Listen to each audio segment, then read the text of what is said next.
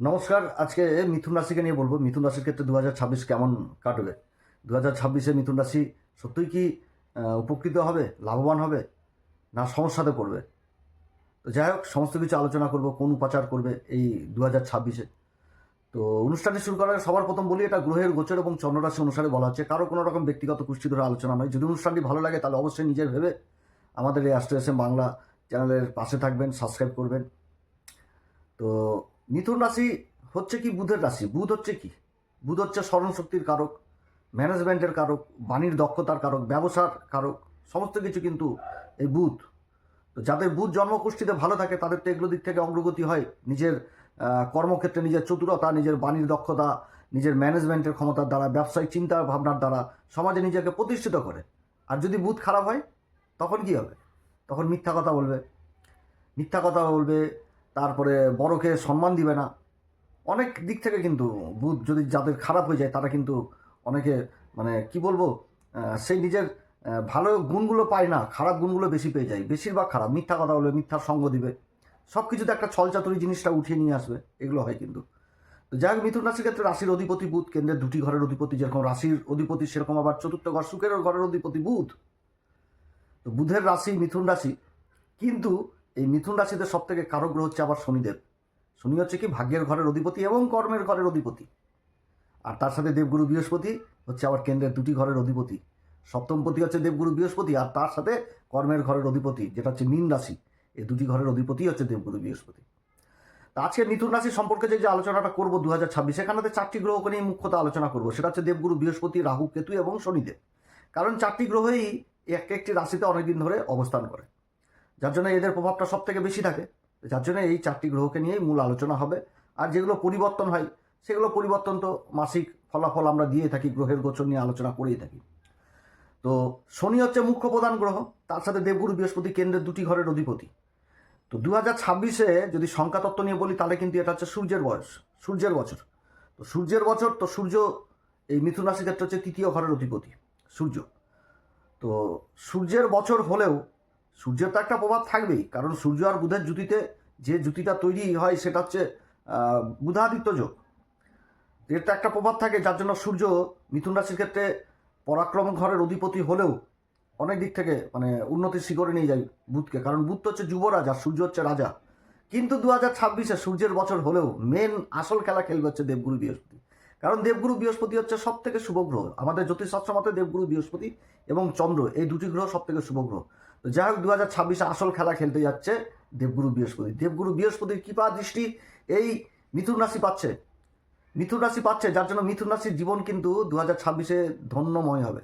এক কথা বলতে গেলে অনেক উঁচু শিখরে উঠবে, কিন্তু সূর্যের বছর, সূর্যকেও ঠিক রাখতে হবে। যার জন্য 2026-এ সূর্যকেও কিন্তু সূর্যদেবকেও সূর্যের বিশেষ উপাচার এই 2026-এ করতে হবে মিথুন রাশি। বাড়িতে সূর্য যন্ত্র স্থাপন করতে হবে, সূর্যের বলে বৃদ্ধি করতে হবে, কারণ সূর্য মান সম্মান পদ প্রতিষ্ঠা সমস্ত কিছু এনে দিবে। একদিকে দেবগুরু বৃহস্পতির আশীর্বাদ, অপরদিকে কিন্তু সূর্যের একটা ভালো প্রভাব পড়বে এই মিথুন রাশির উপর। আর শনি তো আছেই, শনি আর রাহুর যে প্রভাব এটাও ফেলার না, কারণ শনি রাহু সম্পূর্ণভাবে এই 2026-এ দেবগুরু বৃহস্পতির আয়ত্তে থাকবে।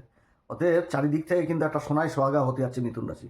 তবে হবে কারা? যাদের জন্মকুষ্ঠিতে গ্রহের অবস্থান যথেষ্ট ভালো রয়েছে তাদের। যাদের অবস্থান খারাপ রয়েছে তাদেরকে অবশ্যই জ্যোতিষীয় পরামর্শ নিতে হবে, কোন এমন উপাচার রয়েছে যে উপাচার করলে আগামী দিনগুলো যথেষ্ট ভালো প্রভাব পড়বে। কারণ মিথুন রাশির যে জন্মছকে যে গ্রহদের অবস্থান, এই চারটি গ্রহের অবস্থান, এই চারটি গ্রহের অবস্থানই কিন্তু যথেষ্ট ভালো হতে যাচ্ছে। হ্যাঁ, তবে বছরের শেষে রাহুর যে অবস্থান হবে সেটা কিন্তু অতটা ভালো নয়, সেটাও বলে দিলাম। রাহু কিন্তু মানে অষ্টম ঘরে অবস্থান করবে বছরের শেষে, কিন্তু থাকছে হচ্ছে ওই শনির রাশিতেই থাকছে, কিন্তু অষ্টম ঘর। তো অনেক দিক থেকে সমস্যা তৈরি হয়। যাই হোক, যখন সেগুলো পরিবর্তন হবে সেগুলো বিশেষভাবে তুলে ধরবো। তো দেবগুরু বৃহস্পতি রাশির উপর অবস্থান করছে, এখন বর্তমানে বক্রী অবস্থায় রয়েছে, নিজের নক্ষত্রে রয়েছে, এবং দেবগুরু বৃহস্পতি যে দৃষ্টিগুলো পড়ছে সেই দৃষ্টিগুলোর পঞ্চম দৃষ্টি পড়ছে একদম যে রাশির পঞ্চম ঘর, যেটা হচ্ছে তুলা রাশি, অর্থাৎ শুক্রের মূল ত্রিকোণ রাশিকে দেখছে। সেরকম দেবগুরু বৃহস্পতি সপ্তম দৃষ্টি পড়ছে একদম রাশির সপ্তম ঘর ধনু রাশিতে, অর্থাৎ নিজের মূল ত্রিকোণ রাশিকে দেখছে। আবার নবম দৃষ্টি দেবগুরু বৃহস্পতি যেটা পড়ছে সেটা কিন্তু ভাগ্যের ঘর, যেখানটাতে রাহু অবস্থান করছে, অর্থাৎ রাহুর উপর যেরকম দৃষ্টি পড়ছে সেরকম কিন্তু শনির মূল ত্রিকোণ রাশি কুম্ভ রাশির উপর পড়ছে। অর্থাৎ শনিরও মূল ত্রিকোণ রাশিকে দেখছে, শুক্রেরও মূল ত্রিকোণ রাশিকে দেখছে, নিজেরও মূল ত্রিকোণ রাশিকে দেখছে, রাশির উপর বক্রী অবস্থায় অবস্থান করে। তো এইখানটাতে যে অবস্থানটা করছে দেবগুরু বৃহস্পতি, এখানটাতে থাকবে জুন মাসের 2 তারিখ পর্যন্ত। জুন মাসের 2 তারিখ পর্যন্ত দেবগুরু বৃহস্পতি এখানটাতে অবস্থান করবে, তারপরে রাশি পরিবর্তন হবে। আর অপরদিকে শনিদেব তো কেন্দ্রে অবস্থান করছে, যেটা হচ্ছে কর্মের ঘর, মীন রাশিতে অবস্থান করছে শনিদেবের অবস্থান যথেষ্ট ভালো, এবং শনি যে নক্ষত্র পাচ্ছে বছরের শুরুতে সেটাও কিন্তু হচ্ছে দেবগুরু বৃহস্পতি নক্ষত্র। জানুয়ারি মাসের 20 তারিখে আবার শনি নক্ষত্র পরিবর্তন করবে, তখন চলে আসবে নিজের নক্ষত্র উত্তরা ভাদ্রপদে চলে আসবে জানুয়ারি মাসের 20 তারিখে, এবং মে মাসের 18 তারিখে চলে আসবে, আবার নক্ষত্র পরিবর্তন করবে, তখন চলে আসবে হচ্ছে রেবতী নক্ষত্রে প্রবেশ করবে, যেটা হচ্ছে বুধেরই নক্ষত্র। বুধের নক্ষত্রে কিন্তু প্রবেশ করবে 18ই মে। 18ই মেতে প্রবেশ করে আবার 27শে জুলাই এই শনিদেব হয়ে যাবে কিন্তু বকরি, এই চতুর্থ ঘরে বকরি হয়ে যাবে, চতুর্থ ঘর বলছি কর্মের ঘরে বকরি হয়ে যাবে, এবং ডিসেম্বর মাসের 11 তারিখে আবার শনি কিন্তু মার্গী হয়ে যাবে। তো শনির এরকম পরিবর্তন হচ্ছে, এবারের পরিবর্তনটাই 2026-এ কর্মের ঘরে। আর ওদিকে রাহু কেতুর কিন্তু কোনো পরিবর্তন নাই, একদম বছরের শেষে ডিসেম্বর মাসের 6 তারিখে রাহু কেতুর পরিবর্তন হবে। রাহু বর্তমানে কুম্ভ রাশিতে রয়েছে, মিথুন রাশির ক্ষেত্রে ভাগ্যের ঘরে, পরিবর্তন হয়ে চলে আসবে একদম অষ্টম ঘর, যেটা হচ্ছে মকর রাশিতে অবস্থান করবে। আর অপরদিকে কেতু অবস্থান করবে কিন্তু আবার যে কর্কট রাশিতে কেতু অবস্থান করবে ডিসেম্বর মাসের 6 তারিখে। দেবগুরু বৃহস্পতি জুন মাসের 2 তারিখ পর্যন্ত রাশির উপর অবস্থান করছে, তারপরে চলে আসবে নিজের উচ্চ ঘরে অবস্থান করবে। এবার দেবগুরু বৃহস্পতির যে পরিবর্তনটা সেটা কিন্তু এইরকমভাবে হবে, জুন মাসের 2 তারিখে দেবগুরু বৃহস্পতি উচ্চ অবস্থায় চলে আসবে, নিজের কর্কট রাশিতে চলে আসবে, তখন দেবগুরু বৃহস্পতি যে দৃষ্টিগুলো, পঞ্চম দৃষ্টি পড়বে ষষ্ঠ ঘরে, সপ্তম দৃষ্টি পড়বে সেই অষ্টম ঘর মকর রাশিকে, তখন দেখবে সপ্তম দৃষ্টি দিয়ে অষ্টম ঘরকে, আর নবম দৃষ্টি থাকবে আবার কিন্তু সেই কর্মের ঘরে, তখন কিন্তু শনিদেবের উপর দৃষ্টি চলে আসবে জুন মাসের 2 তারিখ থেকে দেবগুরু বৃহস্পতি যখন উচ্চ অবস্থায় রাশি পরিবর্তন করবে। এবার যখনই রাশি পরিবর্তন করবে তখন তো পুনর্বসু নক্ষত্রে থাকবে, পুনর্বসু নক্ষত্র থেকে দেবগুরু বৃহস্পতি আবার জুন মাসের ওই 19 তারিখে চলে আসবে আবার শনির নক্ষত্র পুষ্যা নক্ষত্রে। যখনই রাশি পরিবর্তন করবে জুন মাসের 2 তারিখে নিজের উচ্চ ঘরে অবস্থান করবে, তখন দেবগুরু বৃহস্পতি চলে আসবে শনির নক্ষত্র পুষ্যাতে, এবং পুষ্যা নক্ষত্র থেকে শনির উপরই দৃষ্টি থাকবে, অপরদিকে শনি কিন্তু মীন রাশিতে কর্মের ঘরে অবস্থান করছে। কত সুন্দর ভাইটাল একটা, কত সুন্দর অবস্থান। তারপরে আবার দেবগুরু বৃহস্পতি 18ই আগস্ট প্রবেশ করবে এই বুধের নক্ষত্র, যেটা মিথুন রাশির অধিপতি বুধ, তার নক্ষত্র অশ্লের সাথে অবস্থান করবে দেবগুরু বৃহস্পতি অশ্লের সাথে অবস্থান করবে, এবং 31শে অক্টোবর উচ্চ অবস্থায় থেকে দেবগুরু বৃহস্পতি আবার পুনরায় রাশি পরিবর্তন করবে, কারণ দেবগুরু বৃহস্পতি তো হচ্ছে অতিচারী ভূমিকায় রয়েছে, তখন চলে আসবে সিংহ রাশিতে। আর সিংহ রাশিতে যখনই আসবে তখন কেতুর সাথে আবার জুতি তৈরি হয়ে যাবে, তৈরি হবে ধ্বজা যোগ। গুরু আর কেতুর যখন জুতি হয় তখন গুরু শিষ্যের মিল হয়ে যায়, অর্থাৎ ধ্বজা যোগ। ধ্বজা কথার অর্থটা হচ্ছে কি পতাকা, যেটা সবসময় উঁচুতে লাগে, একটা জয়ের সূচনা। অর্থাৎ 2026টা সম্পূর্ণভাবে মিথুন রাশির আয়ত্তে, মানে মিথুন রাশির জয়কার। দেবগুরু বৃহস্পতির আশীর্বাদ পেয়ে যাচ্ছে সম্পূর্ণভাবে, গুরুর আশীর্বাদ পেয়ে যাচ্ছে। যেরকম রাশির উপর অবস্থান করছে বছরের শুরুতে, সেরকম জুন মাসে উচ্চ অবস্থায়, সেরকম আবার অক্টোবর মাসে চলে আসবে হচ্ছে একদম সিংহ রাশিতে, যেটা হচ্ছে তৃতীয় ঘর, এবং তৃতীয় ঘরে থেকে যেরকম শনিকে একদম কন্ট্রোল করবে, সেরকম রাহুকে কন্ট্রোল করবে। এই দুটি তো গ্রহ, মেন গ্রহ। অর্থাৎ সম্পূর্ণভাবে কিন্তু 2026-এ শনি রাহু একদম এই দেবগুরু বৃহস্পতির আন্ডারে থাকবে। এবার দেবগুরু বৃহস্পতি এই মিথুন রাশির ক্ষেত্রে হচ্ছে কি সপ্তমপতি, সেরকম হচ্ছে কর্মের ঘরের অধিপতি। তো সপ্তম ঘরটা কি? বিবাহ বন্ধন, পার্টনারশিপের ঘর, অ্যাসেটের ঘর। এই সমস্ত দিক থেকে কিন্তু বিশেষ উন্নতির যোগ থাকছে এই মিথুন রাশির।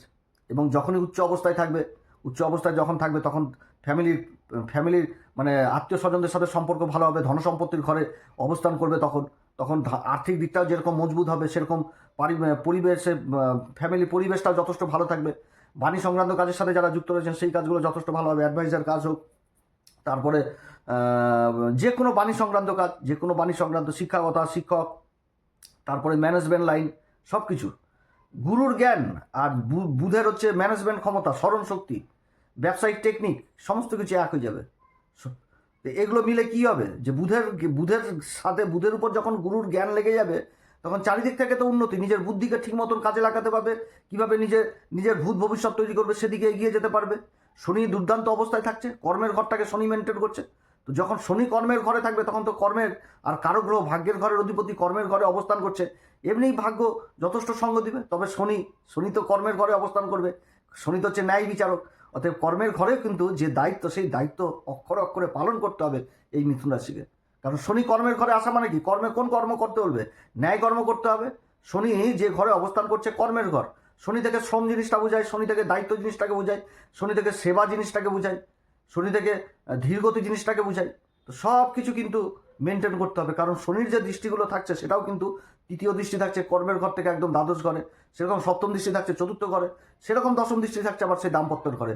অর্থাৎ শনি দেবগুরু বৃহস্পতির রাশিতে অবস্থান করে দেবগুরু বৃহস্পতির মূল ত্রিকোণ রাশি ধনু রাশির উপরেও দৃষ্টি থাকছে। অতএব সমস্ত দিক থেকে কিন্তু একটা উন্নতি জায়গা বুঝাচ্ছে কর্মক্ষেত্রে। যাদের কর্মের সন্ধান হচ্ছিল না সেইগুলো জিনিস তৈরি হবে, সব দিক থেকে একটা উন্নতি। যেই কর্ম করুক সেই কর্মে বিশেষভাবে উন্নতি। দেবগুরু বৃহস্পতি জুন মাস পর্যন্ত রাশির উপর অবস্থান করছে। সন্তান যে কর্ম করবে সেই কর্মের উন্নতি, সন্তানের দিক থেকে উন্নতি, পিতামাতাদের সন্তানের প্রতি যে দুশ্চিন্তা সেই দুশ্চিন্তা দূর হবে এই সময়কালে, এই 2026-এ। যারা কর্মের সন্ধান করছিলেন, কর্ম পাচ্ছিলেন না, তাদের কর্মপ্রাপ্তি হবে। একদিকে তো সূর্যের প্রভাব থাকবে, কারণ সূর্য মানে রাজা, রাজা মানে রাজার দরবার, সেখানে তো সব কিছু সুযোগ। এবং সেই সুযোগটা কি, যেরকম গুরুর আদেশ রাজা পালন করবে, রাজার আদেশ মঙ্গল পালন করবে, আর মঙ্গল যে প্ল্যান দিবে সেই প্ল্যান মাফিক কর্ম হবে। যেটা কাজ দিবে সেই কাজটা শনি করবে। আর শনি তো কর্মের ঘরে অবস্থান করছে, অর্থাৎ মানে চারিদিক থেকে অপরচুনিটি অপেক্ষা করছে এই মিথুন রাশির জীবনে এই 2026-এ। হেভি হেভি হেভি সময়। যার জন্য আমি থাম্বনেলে লিখেছি যে মানে গুরুর আশীর্বাদ, মানে গুরু করবে ধামাল আর মালামাল হবে এই মিথুন রাশি, চারিদিক থেকে মালামাল হবে। আর্থিক দিক মজবুত, কর্মের সন্ধান, কর্মের স্থিরতা বজায় থাকবে।